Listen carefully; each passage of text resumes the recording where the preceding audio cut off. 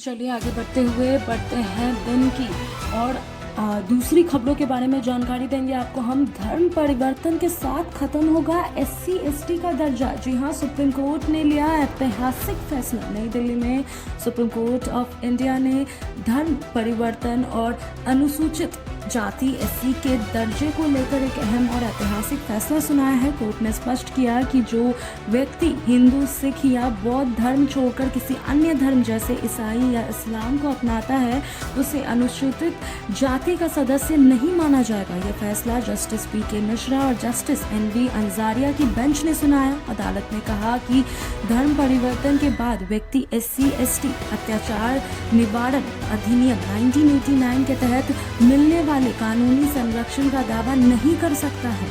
यह मामला Andhra Pradesh high court के एक फैसले से जुड़ा था, जिसमें कहा गया था कि यदि कोई व्यक्ति ईसाई धर्म अपना चुका है और उसके पालन कर रहा है तो वह अनुसूचित जाति का सदस्य नहीं रह सकता है। सुप्रीम कोर्ट ने हाई कोर्ट के इस आदेश के बरकरार रखा और स्पष्ट किया कि एससी दर्जा केवल उन्हीं धर्मों के लोगों को मिलता है जो ऐतिहासिक रूप से जाति आधारित भेदभाव से जुड़े रहे हैं। कोर्ट ने अपने फैसले में यह भी कहा कि अनुसूचित जाति का दर्जा एक ही सामाजिक और ऐतिहासिक आधार पर दिया जाता है, न कि केवल जन्म के आधार पर। यदि कोई व्यक्ति अपनी धार्मिक पहचान बदलता है तो उसके साथ जुड़े सामाजिक संदर्भ भी बदले जाते हैं, इसीलिए उसे उसी श्रेणी में रखना उचित होगा।